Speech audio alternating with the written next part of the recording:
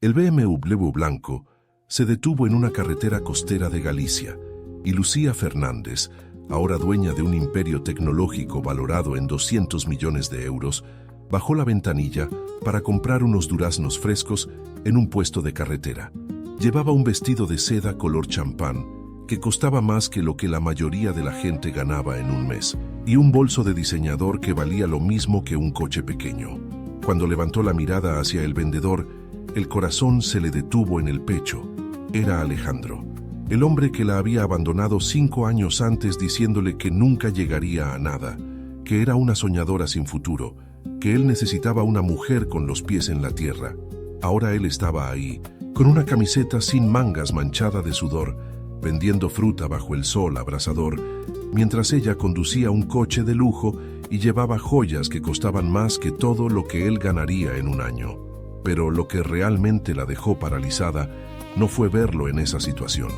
Fue ver a la niña pequeña que se escondía detrás de sus piernas, una niña de unos 4 años, con los mismos ojos verdes que ella recordaba tan bien. Y entonces Alejandro la reconoció y el color desapareció de su rostro.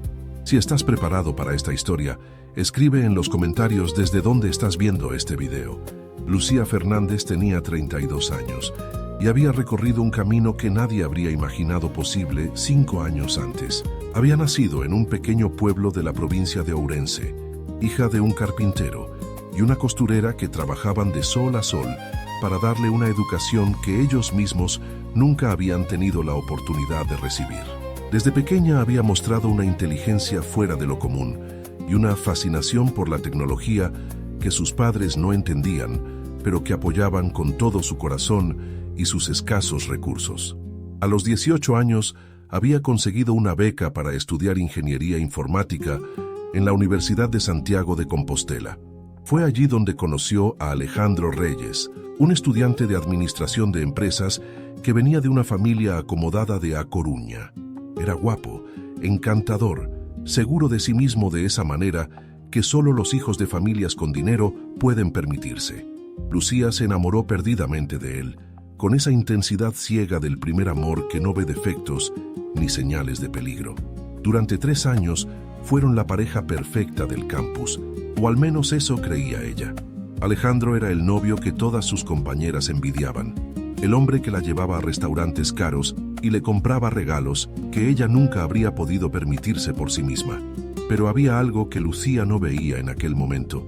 Cegada como estaba por el amor, Alejandro la quería, sí, pero la quería como un accesorio bonito, no como una igual. El final llegó de la manera más cruel posible, justo después de la graduación.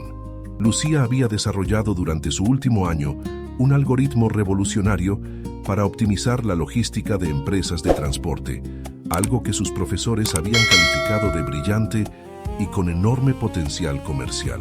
Había decidido no buscar trabajo en ninguna empresa establecida, sino arriesgarlo todo para crear su propia startup. Necesitaba apoyo, necesitaba que Alejandro creyera en ella como ella había creído en él durante 3 años. Pero Alejandro no creyó. Peor aún, se rió de ella. Le dijo que estaba loca, que las mujeres de pueblo no se convertían en empresarias de éxito, que debería buscar un trabajo normal y dejar de soñar con cosas imposibles. Le dijo que él necesitaba una mujer con los pies en la tierra, alguien que entendiera cuál era su lugar en el mundo. Y luego, como si eso no fuera suficiente humillación, le confesó que había estado viéndose con otra persona durante los últimos 6 meses, una chica de buena familia, que sí entendía lo que significaba ser la esposa de un hombre con futuro. Lucía recordaba cada palabra de aquella conversación como si estuviera grabada a fuego en su memoria. Recordaba el tono condescendiente de su voz, la sonrisa de suficiencia en su rostro, mientras le destrozaba el corazón y los sueños al mismo tiempo.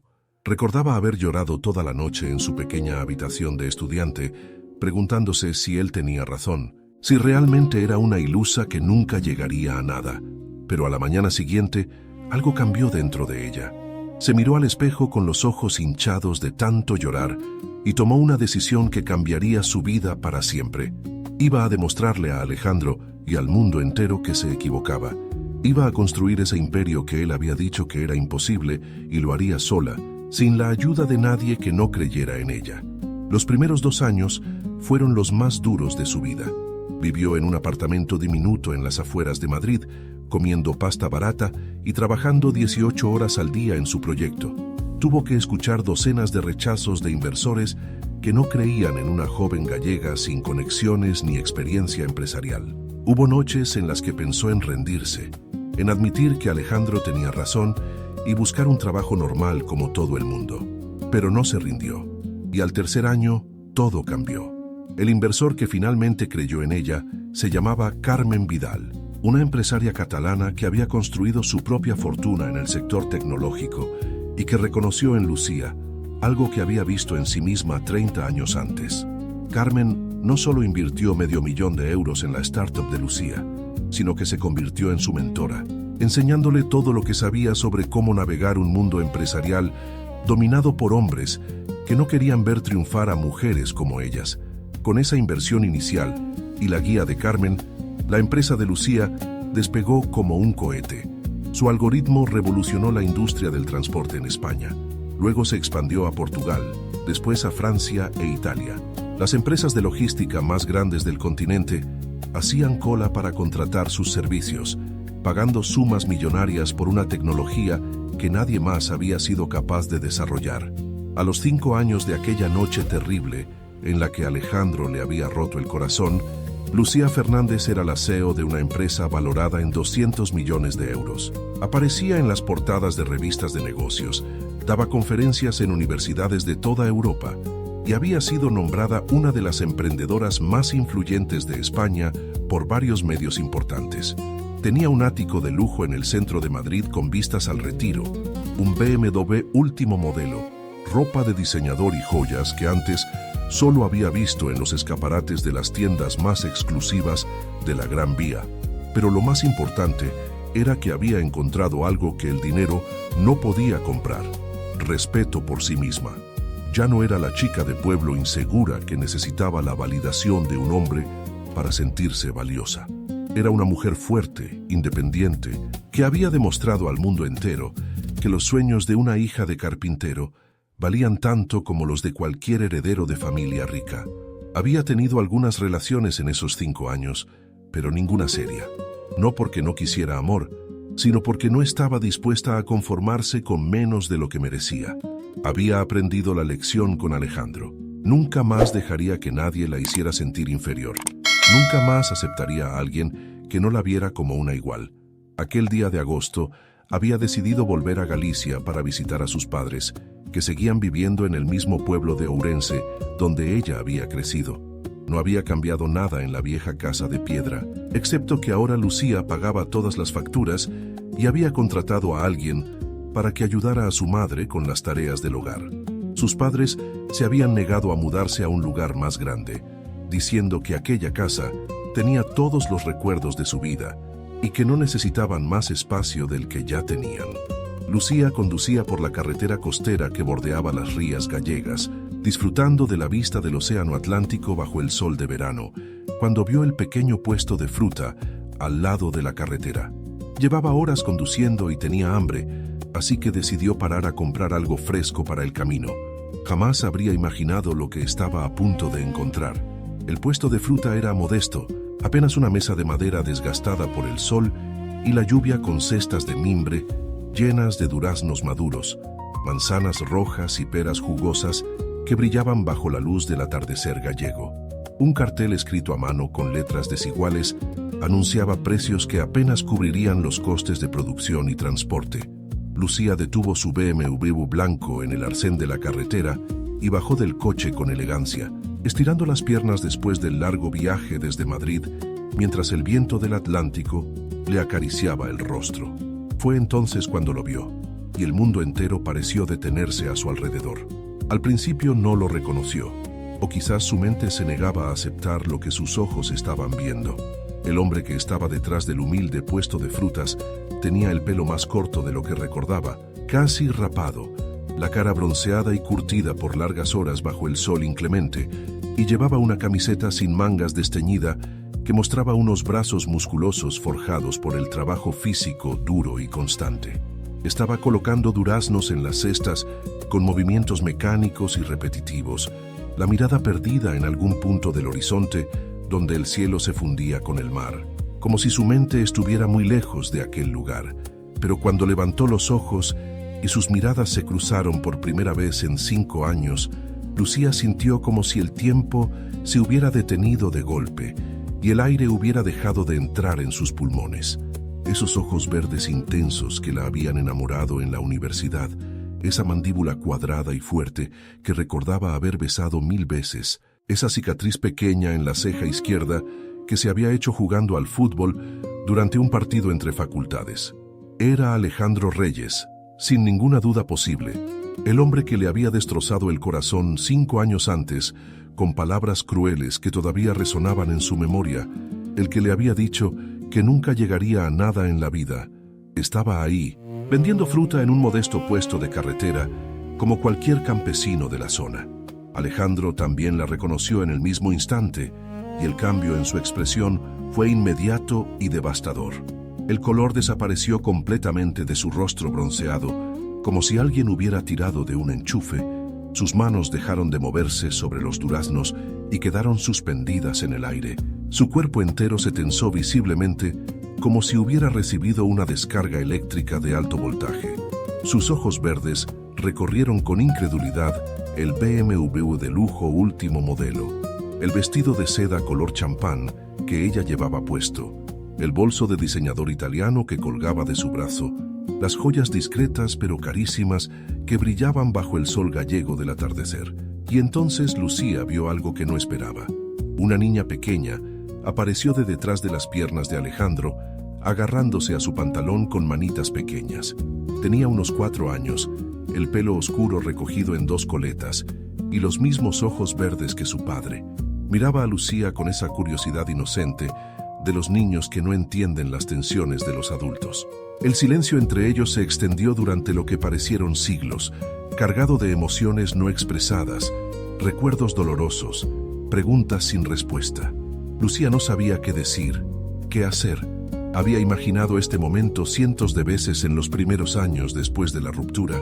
Había fantasado con encontrarse a Alejandro y mostrarle lo exitosa que se había vuelto, lo equivocado que había estado sobre ella. Pero nunca había imaginado encontrarlo así, reducido a vender fruta en la carretera con una hija pequeña agarrada a su pierna. Alejandro fue el primero en hablar. Su voz salió ronca, como si no la hubiera usado en mucho tiempo. Dijo su nombre, solo eso, solo Lucía, como si fuera una palabra que no había pronunciado en años, pero que nunca había olvidado. Había algo en su tono que ella no reconocía, algo que parecía vergüenza mezclada con un dolor antiguo que no tenía nada que ver con ella. Lucía se acercó al puesto con pasos lentos, sin saber muy bien por qué lo hacía. Señaló los duraznos y preguntó cuánto costaban. No porque le importara el precio, sino porque necesitaba decir algo, cualquier cosa que rompiera la tensión insoportable de aquel momento. ¿Te está gustando esta historia? Deja un like y suscríbete al canal. Ahora, continuamos con el vídeo. Y entonces, la niña levantó la mirada hacia ella y preguntó con voz dulce si era amiga de su papá. Lo que Lucía descubrió en las horas siguientes cambió completamente la imagen que tenía de Alejandro y de lo que había sido su vida en esos 5 años. Después de que ella se fuera de Santiago, Alejandro había seguido con sus planes de vida perfecta. Se había casado con Sofía, la chica de buena familia con la que la había engañado, y había empezado a trabajar en la empresa de su suegro, una constructora importante de A Coruña. Todo parecía ir según lo planeado. El matrimonio perfecto, el trabajo perfecto, el futuro perfecto que él siempre había imaginado para sí mismo. Pero la vida tenía otros planes. Sofía había quedado embarazada al año de casarse y por un tiempo Alejandro había pensado que su felicidad estaba completa. Pero el embarazo había sido difícil, con complicaciones que los médicos no habían previsto. La pequeña Martina había nacido prematura y Sofía no había sobrevivido al parto. En una sola noche, Alejandro había pasado de tenerlo todo a ser un viudo de 28 años con una bebé prematura que luchaba por su vida en una incubadora. Los meses siguientes habían sido un infierno. Martina había necesitado cuidados constantes, operaciones costosas, tratamientos que el seguro no cubría completamente. Alejandro había pedido ayuda a su suegro, pero el hombre lo había culpado de la muerte de su hija y lo había echado de la empresa sin ninguna compensación. Sus propios padres, que siempre habían vivido por encima de sus posibilidades, no tenían dinero para ayudarlo. De repente, el chico de buena familia que siempre lo había tenido todo se encontró solo, sin trabajo, con una montaña de deudas médicas y una hija que dependía completamente de él. Había intentado encontrar trabajo en otras empresas, pero la crisis económica había golpeado fuerte al sector de la construcción y nadie contrataba. Había vendido el coche, el apartamento, todo lo que tenía de valor para pagar las facturas médicas de Martina. Había vuelto a Galicia porque era el único lugar donde podía vivir con poco dinero, en una vieja casa de sus abuelos, en un pueblo costero donde nadie lo conocía y nadie lo juzgaba. El puesto de fruta había sido idea de un vecino que tenía excedentes de su huerto y no sabía qué hacer con ellos. Alejandro había empezado vendiéndola por él a cambio de una pequeña comisión y poco a poco había ido ampliando el negocio hasta tener su propio puesto junto a la carretera. No ganaba mucho, apenas lo suficiente para alimentar a Martina y pagar las necesidades básicas, pero era honesto y era suyo. Mientras le contaba todo esto, Alejandro no pidió compasión, ni intentó justificarse por cómo la había tratado años antes. Solo contó los hechos con voz neutra, como si estuviera hablando de la vida de otra persona. La arrogancia que Lucía recordaba había desaparecido completamente, reemplazada por una humildad que solo viene de haber perdido todo lo que creías que te definía. Lucía lo escuchó en silencio, sin interrumpir, procesando cada palabra mientras observaba a Martina jugar con unas piedrecitas en el suelo polvoriento junto al puesto de fruta. No sabía qué sentir. La parte de ella que había odiado a Alejandro durante años quería alegrarse de su caída. Quería decirle que se lo merecía por cómo la había tratado. Pero otra parte, quizás la parte más grande de su corazón, solo sentía una tristeza profunda por aquella niña inocente que no tenía culpa de nada. Lucía pasó 3 días en aquel pueblo costero, mucho más de lo que había planeado. Cada mañana se despertaba en la pequeña pensión donde se alojaba y se decía que era hora de seguir su camino, de ir a ver a sus padres y olvidarse de Alejandro y su historia triste. Pero cada mañana, algo la llevaba de vuelta al puesto de fruta junto a la carretera. Veía a Martina jugando entre las cestas de duraznos, una niña alegre a pesar de las circunstancias difíciles en las que vivía. Veía a Alejandro trabajando sin descanso bajo el sol, levantándose antes del amanecer para recoger la fruta fresca y quedándose hasta el atardecer para vender hasta el último durazno. Veía la casa pequeña donde vivían, con muebles viejos pero limpia y ordenada, con dibujos infantiles pegados en la nevera y fotos de Martina en cada pared. Y poco a poco, algo comenzó a cambiar dentro de ella. No era perdón exactamente. Lo que Alejandro le había hecho 5 años antes seguía doliendo, y probablemente siempre dolería de alguna manera. Pero Lucía había aprendido algo importante en su camino hacia el éxito, que aferrarse al rencor era como beber veneno esperando que la otra persona muriera. El odio que había sentido hacia Alejandro la había impulsado durante un tiempo. Le había dado la fuerza para demostrar que se equivocaba, pero ahora ese odio ya no le servía para nada. Solo ocupaba espacio en su corazón que podía usar para cosas mejores. El tercer día, Lucía tomó una decisión que sorprendió incluso a ella misma. No iba a darle dinero a Alejandro. Él no lo habría aceptado, y además no era eso lo que necesitaba. Lo que necesitaba era una oportunidad. La misma oportunidad que Carmen Vidal le había dado a ella cuando nadie más creía en su potencial. Lucía tenía contactos en el sector logístico de toda España, empresas de transporte que siempre buscaban proveedores locales de productos frescos para sus empleados y clientes. Con unas cuantas llamadas, podía convertir el pequeño puesto de fruta de Alejandro en un negocio real, uno que le permitiera criar a su hija sin tener que preocuparse por cómo pagar la próxima factura. No lo hacía por Alejandro, lo hacía por Martina, esa niña inocente que merecía un futuro mejor. Y quizás también lo hacía por sí misma, para demostrar que el éxito no la había convertido en alguien tan mezquino como el hombre que Alejandro había sido 5 años antes. Cuando le explicó su propuesta a Alejandro aquella tarde, Él se quedó en silencio durante mucho tiempo. Lucía podía ver la lucha en su rostro, el orgullo herido batallando contra la necesidad de hacer lo mejor para su hija.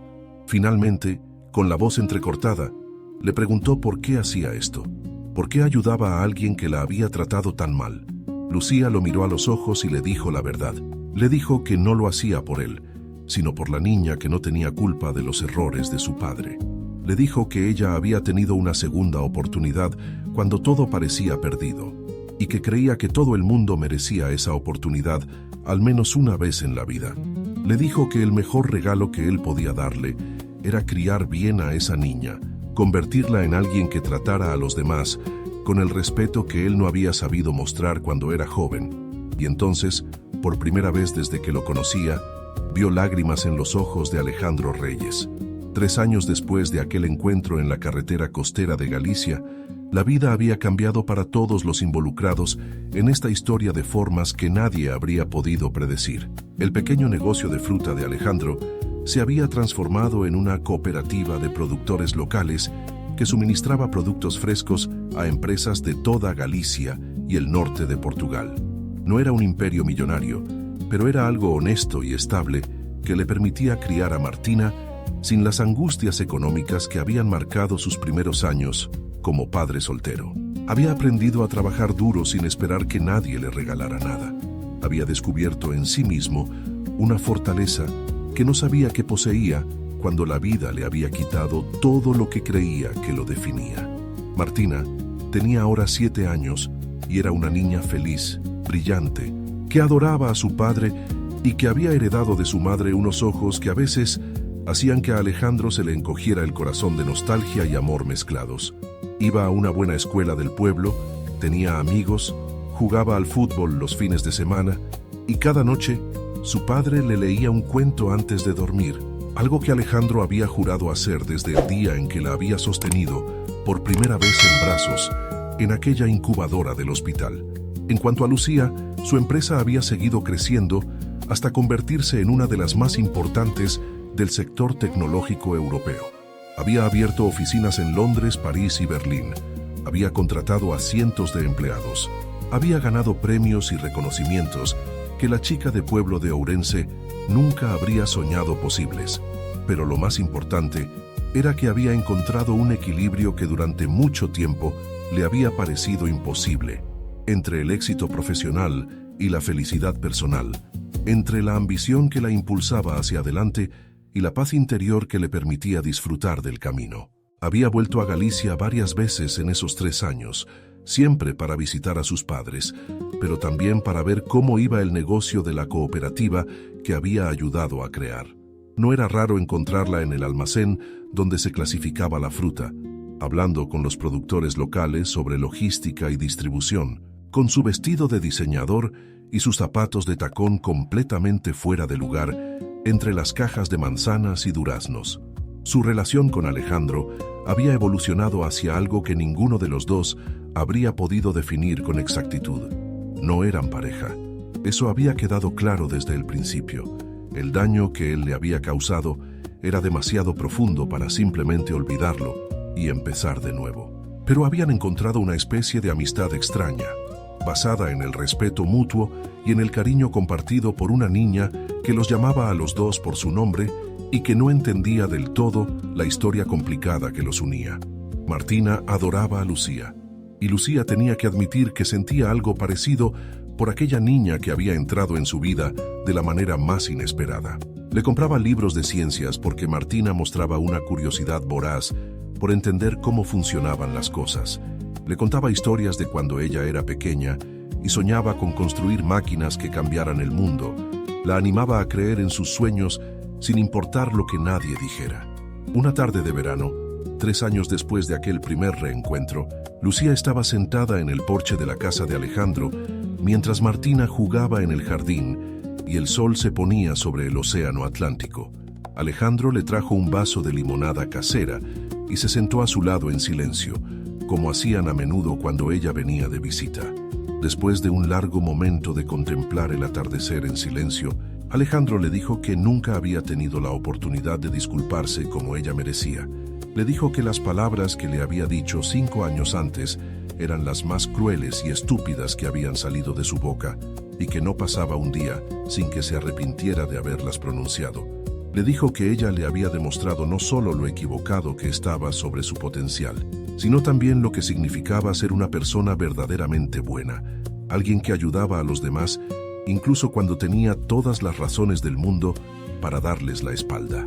Lucía lo escuchó sin interrumpir, sintiendo cómo algo que había llevado apretado en el pecho durante 5 años finalmente comenzaba a aflojarse. No dijo que lo perdonaba, porque el perdón verdadero no se otorga con palabras, sino que se demuestra con acciones a lo largo del tiempo. Pero le dijo que ya no sentía rabia hacia él, que había aprendido que el rencor era un peso que solo cargaba quien lo llevaba, y que ella había decidido hacía tiempo viajar ligera por la vida. Desde el jardín llegó la risa de Martina, persiguiendo a un gato que se había colado entre los árboles frutales.